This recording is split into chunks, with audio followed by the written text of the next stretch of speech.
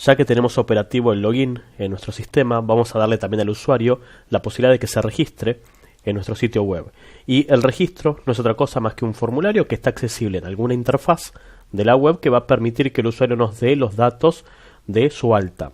Y esa información, lógicamente, se recibe en un PHP que va a ser el insert en la tabla que manipula los usuarios. Nosotros tenemos esto esperando, si vamos al navegador y nos fijamos en la barra del costado, si el usuario no está logueado, tenemos un vínculo que va al registro y nos aparece un formulario que pide correo y contraseña para que el usuario complete. Voy a abrir este archivo en el bloc de notas y vamos a programar lo que está faltando de este registro. Este es un formulario que va a viajar a la carpeta de forms, a registro.php y va a viajar por post, teniendo en cuenta que el usuario va a ingresar su contraseña para que la misma no sea visible. Entonces voy a tener un input de tipo email cuyo nombre va a ser correo y un input de tipo password cuyo nombre va a ser clave. Esos son los dos datos que me va a dar el usuario y se va a registrar. Voy a copiar el nombre de archivo y lo voy a guardar adentro de la carpeta de formularios como registro PHP. Y lógicamente vamos a hacer la recepción por post de los dos campos que acabamos de definir. Por un lado, el post de correo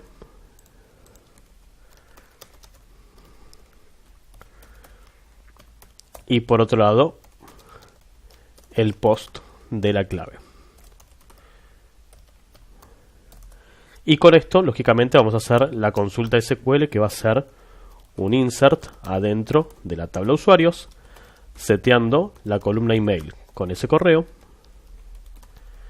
y la columna clave con esa contraseña, teniendo en cuenta que si la clave la tenemos guardada en MD5 o SHA-1 o al recibir el post o al hacer el insert tenemos que convertirla, o sea que lo voy a pasar a SHA-1. Todavía no lo voy a ejecutar, simplemente le voy a hacer un eco a esta consulta a ver si recibimos bien los datos y qué es lo que estamos por ejecutar del lado del servidor. Entonces, actualizo para que me tome los cambios del formulario, pongo un correo usuario@bloomit.com y una clave 1234 y envío el registro. Entonces lo que tenemos es el insert de un usuario seteando este correo, coma, esta clave, los dos valores como son cadenas de texto entre comillas y con eso ejecutamos del lado del servidor. Este formulario tiene la particularidad que el único dato que nunca pide, después vemos que otros datos pedimos de la tabla de usuarios, es el nivel. No vamos a preguntarle a una persona que no conocemos si va a ser un usuario lector, un moderador o un administrador. Siempre se va a asumir el nivel más bajo de los usuarios. En nuestro caso será un nivel de tipo lector, que lo voy a tener que agregar a mi consulta. Más allá que luego en la base de datos nosotros tenemos definido qué campos son obligatorios y cuáles tienen un valor por defecto. Por ejemplo, el estado es activo por defecto y el nivel de usuario es lector por defecto si no decimos lo contrario. Todo lo demás que no tenga información estará vacía y tengo que setearle la fecha de alta para poder tenerlo registrado en la base de datos. O sea que le voy a agregar a mi consulta SQL la fecha de alta de este usuario, que va a ser separado por coma de lo anterior, la función now de MySQL que va a levantar la fecha y hora del servidor y lo va a guardar en esta columna. Entonces, teniendo esto, ahora sí puedo hacer la ejecución de esto en el servidor. Entonces voy a hacer el include de salgo una carpeta del directorio de formularios, voy a setup y levanto configuración.php para incluir la conexión. Y voy a hacer entonces el MySQL query de la conexión, ejecutando la consulta y una vez más el location que va a volver una carpeta por fuera de forms al index PHP. Si queremos podemos ir una vez más a la misma sección en la que estábamos, que era la de registro, que era la sección igual a registro para no perder el lugar en el que estábamos originalmente. O sea que voy a ir a la sección igual registro. Guardamos. Vamos al navegador y probamos esto. Actualizo y me va a decir que tiene información en el postdata, o sea, la información que recibió por post. Si la queremos volver a ejecutar, le voy a decir que la ejecute y que vuelva. Volvimos al registro, nos estaría faltando que esto devuelva un mensaje indicando que la acción se realizó. Y si vamos al SQL y nos fijamos en el listado de usuarios, en los datos, voy a actualizar. Y al final, como último usuario, tenemos que tener este usuario @bloomit.com dado de alta en este mismo momento. Ese nivel de usuario que nosotros no estamos pidiendo y por ahora, por defecto, es de tipo lector, luego lo va a cambiar el administrador desde el panel de control. Le vamos a dar a nuestro cliente, a la persona que es dueña de este sistema, una interfaz para poder definir si temporalmente un usuario pasa a ser moderador o pasa a ser administrador. Y la clave, nosotros le estamos dando la posibilidad al usuario de que la escriba en ese campo de tipo password, pero si no queremos hacer eso, también podría ser un dato generado desde PHP. El camino más corto y más simple sería hacer un random de un valor mínimo y un valor máximo y que eso genere una clave numérica aleatoria. Por ahora no lo voy a mostrar, luego cuando veamos el mecanismo de recuperar contraseña, que ahí sí nosotros vamos a generar una contraseña temporal, vamos a retomar este punto. Un par de tecnicismos con respecto al alta de usuarios. El dato que se va a utilizar como login, como usuario, tiene que ser unique obligatoriamente. No vamos a tener dos registros que sean iguales. Por otro lado, la contraseña nunca es unique. Puede haber dos usuarios que tengan la misma clave y de hecho pasa en algunas plataformas. Cualquier usuario que se quiera dar de alta varias veces con, en nuestro caso, distintos correos va a poder hacerlo y quizás hasta pone la misma contraseña. O sea que el usuario no se repite, pero la clave se puede repetir. Ninguna plataforma, y esto es algo para tener presente, pide correo electrónico y además un nombre de usuario. El nombre de usuario con el paso del tiempo se fue eliminando y se pasó a datos de otra índole, como por ejemplo el correo electrónico o el número de documento o matrícula o el número de celular, según la plataforma que estamos haciendo, que ya de por sí son valores únicos. Nadie tiene mi mismo número de celular, ni tampoco alguien tiene mi documento de identidad. Son todos datos únicos que ya de por sí el usuario aceptó como parte de su vida. ¿Por qué aclaro esto? Porque luego hacen plataformas que piden un nombre de usuario y para la persona que se quiere registrar eso termina siendo tedioso cuando, se quiere registrar Juan Pérez. Pone como nombre de usuario J. Pérez. El sistema lo acepta, lo registra y viene luego otro usuario, José Pérez. También quiere usar el usuario J. Pérez. Como es unique por naturaleza el nombre de usuario que estamos usando para login, no pueden haber dos J. Pérez.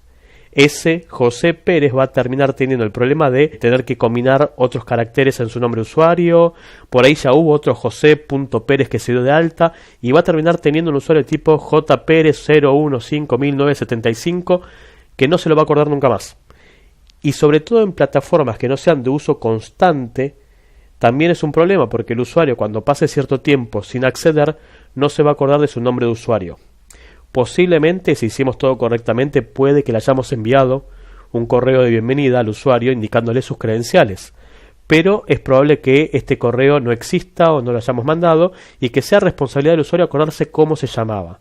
Ahora, si lo que utilizamos son datos que el usuario utiliza constantemente, como el correo electrónico, el número de teléfono o algún número de identificación como el documento, ahí no hay posibilidad de que se lo olvide jamás. Cuanto mucho se podrá olvidar la contraseña y luego vemos cómo la recupera.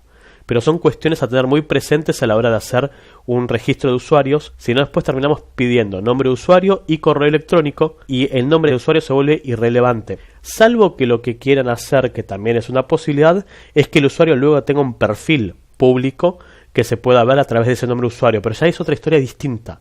No es el dato vital para darse de alta, sino que es el dato público que aparecerá, supongamos, en la URL.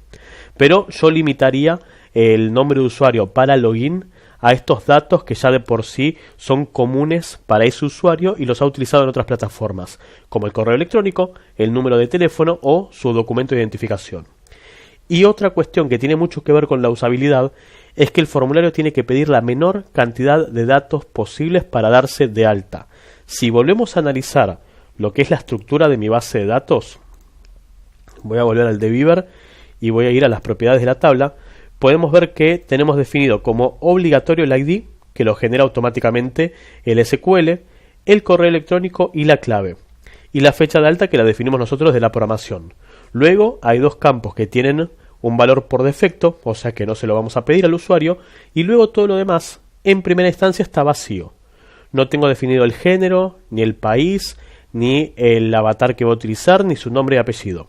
¿Por qué? Porque donde ustedes ofrezcan un formulario muy extenso, es probable que el usuario se sienta reacio a completarlo. Más que nada por el tedio que significa tener que completar toda esa información, y sobre todo si es una plataforma que no van a usar constantemente o que uno no sabe qué beneficio hay por detrás. Registrarse, por el solo hecho de registrarse y completar un formulario extenso, no sucede nunca. Y esto nos lleva también a que ningún usuario se va a registrar en una página web si no le ofrecemos algo que sea interesante, un valor agregado una vez que acceda al sistema. En nuestro caso, la posibilidad de comentar las publicaciones que hacemos. Pero podrían ser otros recursos los que ofrezcamos, como por ejemplo la descarga de esas notas en PDF o la posibilidad de guardarlo en una tabla en la base de datos como favoritos, o en algún sistema de productos o de catálogo poder armar tu propio wishlist o tu carro de compras y luego comprarlo. Entonces nadie se registra en una página web si no hay nada a cambio. La gente no ofrece información gratuitamente. Entonces reduzcan la cantidad de información que piden en los registros y luego desde el editar datos le vamos a dar la posibilidad de que las cambie esa información o que complete lo que está faltando, y cuando el usuario accede a esa plataforma hay que ofrecerle algo que lo diferencie del usuario anónimo, aquel que no completó ninguna información adicional. Pero el registro no es otra cosa más que un formulario que se recibe en un PHP que hace el insert en la base de datos y luego redirecciona. Lo último que nos estaría faltando, lógicamente, es ver cuántas filas fueron afectadas en este insert. Nosotros sabemos que sintácticamente esto es correcto. O sea que tengo un correo electrónico, tengo una clave, se hace el insert, hay dos posibilidades: que haya generado una fila o que no haya generado nada. Entonces, vamos a hacer un if que pregunte si la cantidad de filas afectadas por medio del MySQLi affected rows de la conexión fue 1, porque estoy haciendo un insert de un único usuario, o sea que no voy a tener otra cantidad de registros, de altas. Si esto salió así, voy a crear una variable llamada respuesta que va a ser OK. Y si esto no se cumple, quiere decir que no inserté ningún usuario. Y el único escenario en el cual en este momento podemos no dar de alta a un usuario es cuando se repita el correo. O sea que mi respuesta va a ser error. Y esto lo voy a enviar junto con la redirección. Voy a ir al index.php, a la sección registro, y además una respuesta que sea esa variable RTA, que será OK o será error. Como ya lo vimos con anterioridad, podemos evitar el paso de información por la URL y podemos aprovechar las variables de sesión. O sea que podría haber hecho también aquí el session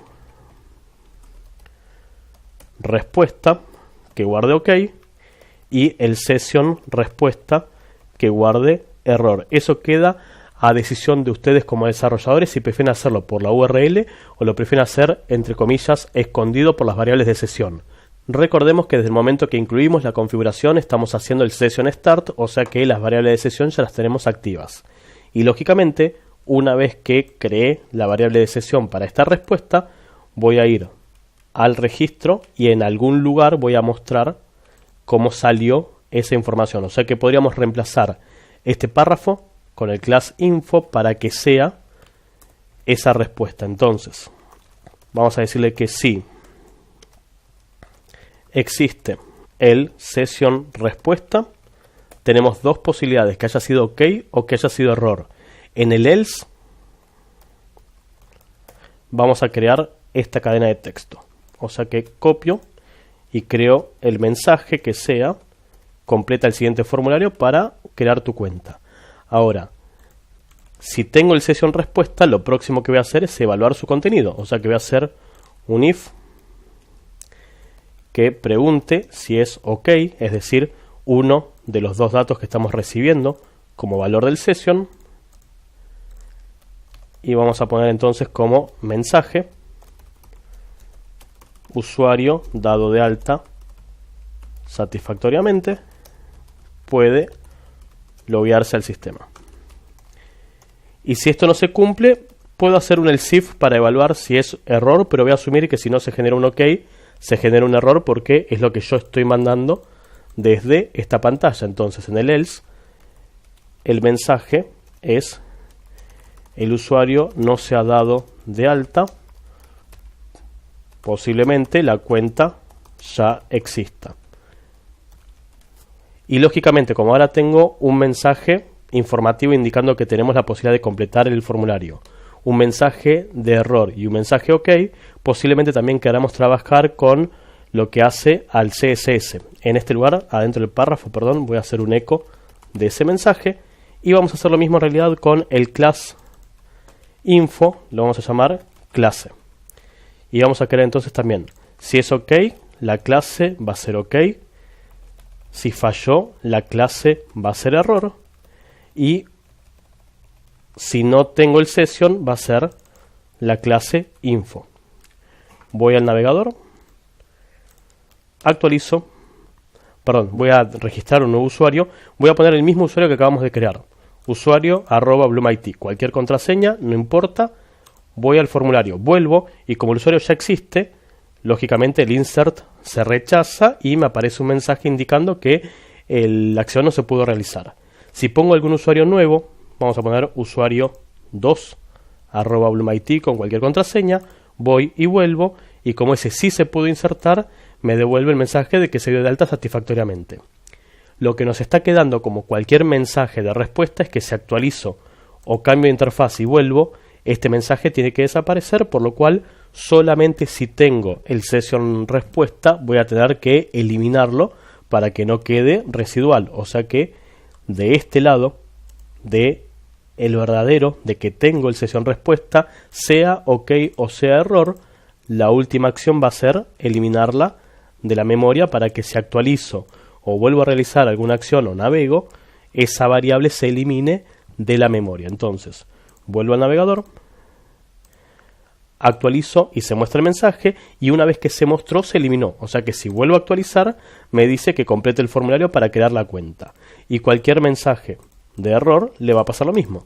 Va y vuelve indicándome que esa cuenta ya existe. Si actualizo, el mensaje se convierte en el original de completar los datos. Entonces, de esta manera hacemos el registro en nuestra tabla de usuarios para que ese usuario que acabamos de crear, usuario @bloomIT.com, pongo la clave, ingreso y más allá de que me quedó mal el correo con una sola O, no me había percatado, tenemos el usuario ya logueado en el sistema y puede interactuar con todos los contenidos que correspondan.